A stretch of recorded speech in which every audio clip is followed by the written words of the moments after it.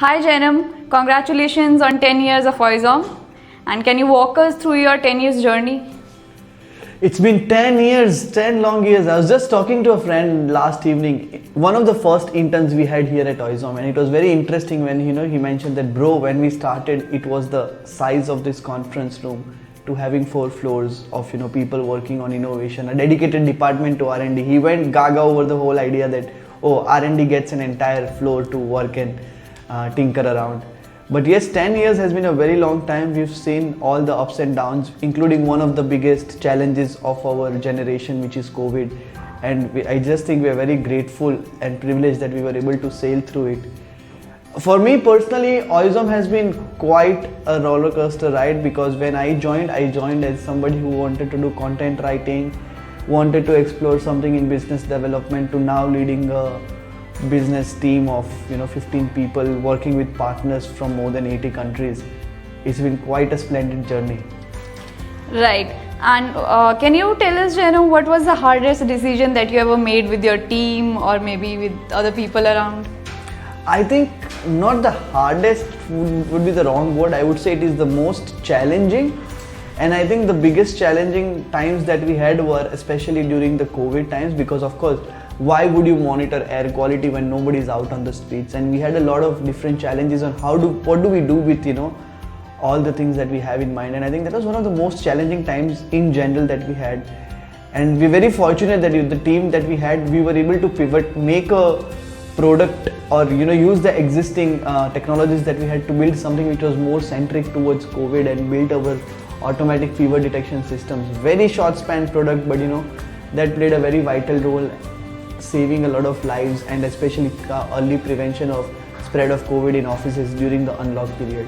So I think that was a very challenging time, and yes, of course, we learned a lot from it and kept the boat sailing. Coming to that, Jainam, you, Rushank and Sohail have been the 3 pillars of Oizom. So at the moment of intense pressure, when the 3 of you didn't agree to something, what kept you together? So as I mentioned, that it's never everyone agreeing to the same thing, because if everyone agrees to what you do, you're not going to really grow. You want someone who is going to challenge you, who is going to ask you, and shake your beliefs. And we have that quite a lot, and not just between me, Rushank and Sohail, but I think that happens along with my team as well, because again, when we're doing a project, let's say focused on Africa, the guy who's leading Africa probably has a very different point of view than I have. And I think usually the best way to solve an agreement is to put everything on a piece of paper, on a whiteboard, talk it out. If you put down all your points, there is a very high probability that you will find a solution out of it. And if not, of course, then the expertise comes into the picture. So if both of us end up disagreeing to the last minute after all points said and done, of course, the one who has more experience in that specific domain or area would get a veto. But I think that's that. You say all 3 of you are different. So how has Oizom changed you as a person?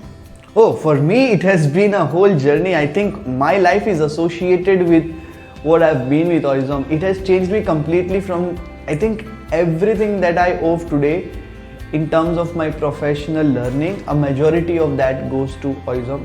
I wouldn't say all, because of course I was working previously as well, but a lot of things goes to Oizom as well, from something as simple as how do you interact with people from different cultures and diverse backgrounds, to identifying how you work across time zones and how do you shuffle a million hats day in, day out. I think this is all that I've been learning, and it's a never ending journey. There's something new that I learn even today, and it's very fulfilling in a way, because I know that the day I get bored of doing the same thing, the day monotony hits me, I know that's when stagnation is coming.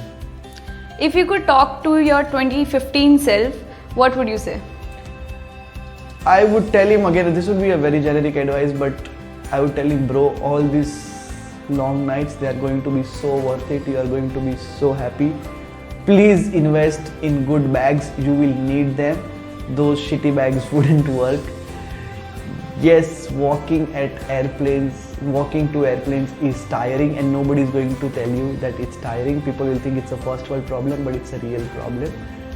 Last but not the least, what is that one mentality that a salesman must have?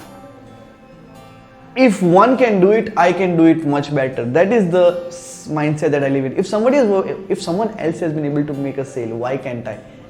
So I think in sales, it's always about the never giving up attitude. That if someone is able to do it, I should be able to do it. Just that crazy amount of confidence is what keeps you selling. Okay, thank you, Jainam. Thank you so much.